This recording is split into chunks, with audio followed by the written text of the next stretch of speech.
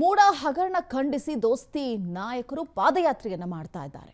ಇಂದು ಕೊನೆಯ ದಿನ ಪಾದಯಾತ್ರೆ. ಇಂದು ಮೈಸೂರಿನಲ್ಲಿ ಪಾದಯಾತ್ರೆ ಸಮಾರೋಪ ಸಮಾರಂಭ ಇರುತ್ತೆ.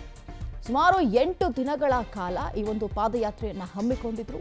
ಕಮಲ ಮತ್ತು ಜೆಡಿಎಸ್ ನಾಯಕರ ಹೋರಾಟಕ್ಕೆ ಇಂದು ತೆರೆ ಬೀಳುತ್ತೆ. ಬೆಳಗ್ಗೆ ಮೈಸೂರಿನ ಕೆಜಿ ಮೈದಾನದಿಂದ ಪಾದಯಾತ್ರೆ ಆರಂಭ ಆಗುತ್ತೆ. ಮಹಾರಾಜ ಮೈದಾನದವರೆಗೂ 3 ಕಿಲೋಮೀಟರ್ ಈ ಒಂದು ಪಾದಯಾತ್ರೆ ಸಾಗುತ್ತೆ. ಬಳಿಕ ಮೈಸೂರಿನ ಮಹಾರಾಜ ಮೈದಾನದಲ್ಲಿ ಬಿಜೆಪಿ ಮತ್ತು ಜೆಡಿಎಸ್ ಸಮಾವೇಶ ಇದೆ. ಈ ಸಮಾವೇಶವನ್ನ ಉದ್ದೇಶಿಸಿ ಮಾತನಾಡ್ತಾರೆ. ಬೆಳಗ್ಗೆ 10:30ಕ್ಕೆ ಈ ಬೃಹತ್ ಪ್ರತಿಭಟನಾ ಸಮಾವೇಶ ನಡೆಯುತ್ತೆ. ಕಾಂಗ್ರೆಸ್ ಸಮಾವೇಶ ನಡೆದ ವೇದಿಕೆಯಲ್ಲೇ ಬಿಜೆಪಿಯ ಸಮಾವೇಶ ಕೂಡ ನಡೆಯುವಂಥದ್ದು. ಒಂದೇ ಊರು, ಒಂದೇ ವೇದಿಕೆ, ಒಂದೇ ಮೈದಾನ. ಬಿಎಸ್ ಯಡಿಯೂರಪ್ಪ, ಕುಮಾರಸ್ವಾಮಿ, ವಿಜಯೇಂದ್ರ, ನಿಖಿಲ್ ಕುಮಾರಸ್ವಾಮಿ, ಆರ್ ಅಶೋಕ್ ಸೇರಿದಂತೆ ಹಲವಾರು ಮಂದಿ ಭಾಗಿಯಾಗ್ತಾ ಇದ್ದಾರೆ. ಸಮಾರೋಪ ಸಮಾರಂಭದಲ್ಲಿ ಕೇಂದ್ರ ನಾಯಕರು ಕೂಡ ಭಾಗಿಯಾಗ್ತಾರೆ. ನಿನ್ನೆ ಎಲ್ಲ ಕೂಡ ರಾಜ್ಯದ ನಾಯಕರು ಈ ಒಂದು ಪಾದಯಾತ್ರೆಯಲ್ಲಿ ಭಾಗಿಯಾಗಿದ್ರು. ಇವತ್ತು ಎಂಡ್ ಆಗುತ್ತೆ. ಹಾಗಾಗಿ ಸಮಾರೋಪ ಸಮಾರಂಭವನ್ನ ಹಮ್ಮಿಕೊಂಡಿದ್ದಾರೆ. ನಿನ್ನೆ ಕೂಡ ಕಾಂಗ್ರೆಸ್ ಅದೇ ವೇದಿಕೆಯಲ್ಲಿ ಜನಾಂದೋಲನವನ್ನ ಹಮ್ಮಿಕೊಂಡಿತ್ತು. ಮೈತ್ರಿ ನಾಯಕರು ನಡೆಸ್ತಿರುವಂತಹ ಪಾದಯಾತ್ರೆಯ ವಿರುದ್ಧವಾಗಿ ರಣಕಹಳೆಯನ್ನ ಘೋಷಿಸಿದರು. ಈಗ ಅವರಿಗೆ ಟಕ್ಕರನ್ನ ಕೊಡೋದಕ್ಕೆ ಪಾದಯಾತ್ರೆ ಮಾಡ್ತಿರುವಂತಹ ಮೈತ್ರಿ ನಾಯಕರು ಸಮಾರೋಪ ಸಮಾರಂಭವನ್ನ ಹಮ್ಮಿಕೊಂಡಿದ್ದಾರೆ. ಇವತ್ತು ಕೇಂದ್ರದ ನಾಯಕರು ಕೂಡ ಇದರಲ್ಲಿ ಭಾಗಿಯಾಗ್ತಾ ಇರುವಂಥದ್ದು ಸಾಕಷ್ಟು ಕುತೂಹಲವನ್ನ ಕೆರಳಿಸ್ತಾ ಇದೆ. ನಿನ್ನೆ ಇಬ್ಬರು ಅಂದರೆ ದೋಸ್ತಿ ನಾಯಕರ ವಿರುದ್ಧವಾಗಿ ಕಾಂಗ್ರೆಸ್ ನಾಯಕರು ಕಹಳೆಯನ್ನ ಮೊಳಗಿಸಿದ್ರು, ಆರೋಪಗಳನ್ನ ಮಾಡಿದ್ರು. ಅದಕ್ಕೆ ಯಾವ ರೀತಿಯಾಗಿ ಇವತ್ತು ಬಿಜೆಪಿ ಮತ್ತು ಜೆಡಿಎಸ್ ಟಕ್ಕರನ್ನ ಕೊಡ್ತಾರೆ ಅನ್ನುವಂಥದ್ದು ಸಾಕಷ್ಟು ಕುತೂಹಲಕ್ಕೆ ಕಾರಣ ಆಗಿದೆ. ಅದರಲ್ಲೂ ಮುಖ್ಯವಾಗಿ HDD ಕುಟುಂಬವನ್ನ ಮುಖ್ಯವಾಗಿ ಟಾರ್ಗೆಟ್ ಮಾಡಿ ನಿನ್ನೆ ಮಾತನಾಡಿರುವಂಥದ್ದು.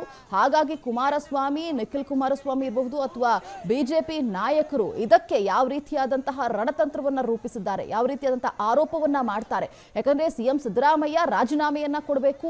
ಮೂಡ ಹಗರಣಕ್ಕೆ ಸಂಬಂಧಪಟ್ಟಂತೆ ಕಂಪ್ಲೀಟ್ ಆಗಿ ಫ್ಯಾಮಿಲಿ ಅದರಲ್ಲಿ ತಗಲಾಕೊಂಡಿದೆ. ಹಾಗಾಗಿ ರಾಜೀನಾಮೆಯನ್ನ ಕೊಟ್ಟು ಹೋಗಬೇಕು ಅನ್ನುವಂತಹ ಪಟ್ಟನ್ನ ಹಿಡಿದಿತ್ತು. ಪಾದಯಾತ್ರೆ ಮುಗಿಯುವಷ್ಟರಲ್ಲಿ ಸಿಎಂ ಸಿದ್ದರಾಮಯ್ಯ ರಾಜೀನಾಮೆಯನ್ನ ಕೊಡ್ತಾರೆ ಅನ್ನುವಂತಹ ವಿಶ್ವಾಸವನ್ನ ಕೂಡ ವ್ಯಕ್ತಪಡಿಸಿದ್ರು. ಬಟ್ ನಿನ್ನೆ ಆದಂತಹ ಜನಾಂದೋಲನ ಕಾರ್ಯಕ್ರಮ ಏನಿದೆ, ಸಾಕಷ್ಟು ಆರೋಪಗಳನ್ನ, ಅಂದ್ರೆ ಬಿಜೆಪಿ ಅಧಿಕಾರದಲ್ಲಿ ಇದ್ದಂತಹ ಸಂದರ್ಭದಲ್ಲಿ, ಜೆಡಿಎಸ್ ಅಧಿಕಾರದಲ್ಲಿ ಇದ್ದಂತಹ ಸಂದರ್ಭದಲ್ಲಿ ಆದಂತಹ ಭ್ರಷ್ಟಾಚಾರಗಳು ಇರಬಹುದು, ಆರೋಪಗಳನ್ನ ಮುಂದಿಟ್ಟು ಸಾಕಷ್ಟು ಕಹಳೆಯನ್ನ ಮೊಳಗಿಸಿದ್ರು, ಆರೋಪಗಳನ್ನ ಮಾಡಿದ್ರು.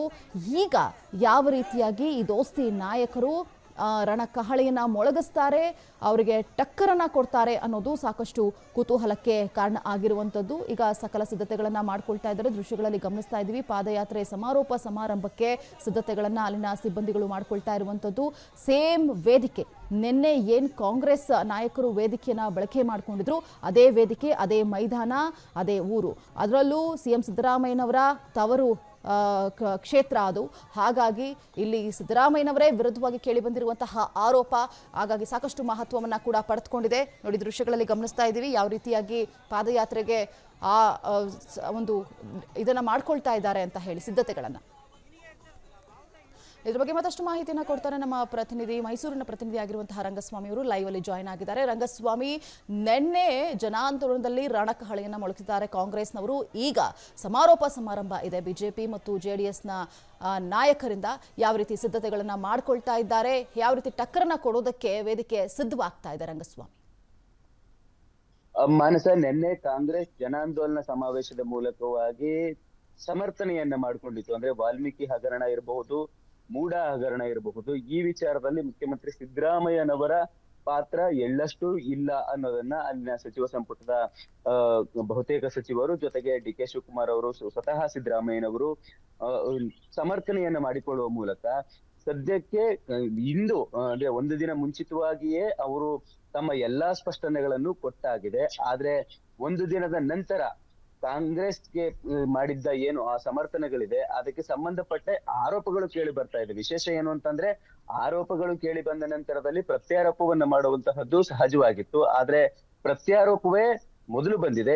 ಈಗ ಆರೋಪ ಕೇಳಿ ಬರ್ತಾ ಇರುವಂತಹದ್ದು ರಾಜಕೀಯ ಬೆಳವಣಿಗೆಗ ವಿಶೇಷವಾದಂತಹ ವಿದ್ಯಮಾನ. ನಿನ್ನೆ ಮಹಾರಾಜ ಕಾಲೇಜು ಮೈದಾನದಲ್ಲಿ ಬೃಹತ್ ಪ್ರಮಾಣದ ಪಾದಯಾತ್ರೆ ಸಮಾವೇಶವನ್ನ ಕಾಂಗ್ರೆಸ್ ಮಾಡಿತ್ತು. ಅದೇ ಮಹಾರಾಜ ಕಾಲೇಜು ಮೈದಾನದಲ್ಲಿ ಬಿಜೆಪಿ ಜೆಡಿಎಸ್ ನ ಪಾದಯಾತ್ರೆಯ ಸಮಾರೋಪ ಸಮಾವೇಶ ನಡೆಯಲಿದೆ. ಸುಮಾರು 1 ಲಕ್ಷಕ್ಕೂ ಹೆಚ್ಚು ಜನ ಭಾಗವಹಿಸುವಂತಹ ನಿರೀಕ್ಷೆ ಇದೆ. ನಿನ್ನೆ ಮತ್ತು ಇಂದು ಎರಡೂ ಕಾರ್ಯಕ್ರಮಗಳಿಗೆ ಸುಮಾರು 5,000 ಪೊಲೀಸರನ್ನ ನಿಯೋಜನೆ ಮಾಡಲಾಗಿದೆ. ಪಾದಯಾತ್ರೆ ಈಗಾಗಲೇ ಶ್ರೀರಂಗಪಟ್ಟಣದಿಂದ ಮೈಸೂರಿನ ಜಂಕ್ಷನ್ ವರೆಗೆ ಅಂದ್ರೆ ಕೊಲಂಬಿಯಾ ಏಷ್ಯಾ ವೃತ್ತದವರೆಗೆ ಬಂದು ಅಂತ್ಯ ಆಗಿದೆ. ಇಂದು ಬೆಳಗ್ಗೆ 9:30 10 ಗಂಟೆಯ ಸುಮಾರು ಹೊತ್ತಿಗೆ ಆ ಕೊಲಂಬಿಯಾ ಏಷ್ಯಾ ಜಂಕ್ಷನ್ ಏನಿದೆ ಅಲ್ಲಿಗೆ ಜೆಡಿಎಸ್ ಮತ್ತು ಬಿಜೆಪಿಯ ಪ್ರಮುಖ ನಾಯಕರು ಮತ್ತು ಪಾದಯಾತ್ರೆಯಲ್ಲಿ ಬಂದಂತಹ ಬಹುತೇಕ ಕಾರ್ಯಕರ್ತರು ಜಮಾವಣೆಗೊಳ್ಳಲಿದ್ದಾರೆ. ಕೊಲಂಬಿಯಾ ಏಷ್ಯಾ ಸರ್ಕಲ್ ನಿಂದ ಮೈಸೂರು ಬೆಂಗಳೂರು ರೋಡ್ ನಲ್ಲಿ ಮುಂದುವರೆದು JLB ರಸ್ತೆಯವರೆಗೆ, JLB ರಸ್ತೆಯಿಂದ ಬನ್ನಿ ಮಂಟಪದವರೆಗೆ, ಬನ್ನಿ ಮಂಟಪದಿಂದ BN ರಸ್ತೆಯಲ್ಲಿ ಸುಮಾರು JSS ಆಸ್ಪತ್ರೆಯವರೆಗೆ, ಆ ನಂತರದಲ್ಲಿ JK ಗ್ರೌಂಡ್ ನ ಮೂಲಕವಾಗಿ ಶಾಂತಲಾ ಸಿಗ್ನಲ್ ನಲ್ಲಿ ಬಂದು ಚಾಮರಾಜ ಡಬಲ್ ರೋಡ್ ನಲ್ಲಿ ಟರ್ನ್ ಆಗಿ ಮಹಾರಾಜ ಕಾಲೇಜು ಮೈದಾನಕ್ಕೆ ಪಾದಯಾತ್ರೆ ಮಧ್ಯಾಹ್ನದ ಹೊತ್ತಿಗೆ ತಲುಪುತ್ತೆ. ಮಾಜಿ ಮುಖ್ಯಮಂತ್ರಿ BS ಯಡಿಯೂರಪ್ಪ ಮತ್ತು ವಿಜಯೇಂದ್ರ ಅವರ ನೇತೃತ್ವದಲ್ಲಿ ಬಿಜೆಪಿಯ ನಾಯಕರು HD ಕುಮಾರಸ್ವಾಮಿ ಮತ್ತು ನಿಖಿಲ್ ಕುಮಾರಸ್ವಾಮಿ ಅವರ ನೇತೃತ್ವದಲ್ಲಿ JDS ನ ನಾಯಕರು ಹೀಗೆ ಅನೇಕ ನಾಯಕರು ಸಮಾವೇಶದಲ್ಲಿ ಪಾಲ್ಗೊಳ್ಳಿದ್ದಾರೆ. ಅತ್ಯಂತ ಕಾರ್ಯಕ್ರಮಕ್ಕೆ ಇಂದು ಮೈಸೂರು ಸಾಕ್ಷಿಯಾಗಲಿದೆ. ಓಕೆ, ಥ್ಯಾಂಕ್ ಯು ನಿಮ್ಮೆಲ್ಲ ಡೀಟೇಲ್ಸ್ಗಾಗಿ. ಅನುಕ್ಷಣದ ಸುದ್ದಿಗಳಿಗಾಗಿ ವಿಸ್ತಾರ ನ್ಯೂಸ್ ಯೂಟ್ಯೂಬ್ ಚಾನೆಲ್ ಸಬ್ಸ್ಕ್ರೈಬ್ ಮಾಡಿ. ಹೊಸ ಸುದ್ದಿಗಳ ನೋಟಿಫಿಕೇಶನ್ಗಾಗಿ ಬೆಲ್ ಐಕಾನ್ ಕ್ಲಿಕ್ ಮಾಡಿ. ಲೇಟೆಸ್ಟ್ ಅಪ್ಡೇಟ್ಸ್ಗಾಗಿ www.vistaranews.com ವೆಬ್ಸೈಟ್ಗೆ ವಿಸಿಟ್ ಮಾಡಿ. ಅಂಗೈಯಲ್ಲೇ ಜಗತ್ತಿನ ಸುದ್ದಿ ತಿಳಿಯಲು ವಿಸ್ತಾರ ನ್ಯೂಸ್ ಕನ್ನಡ ಆಪ್ ಡೌನ್ಲೋಡ್ ಮಾಡಿ.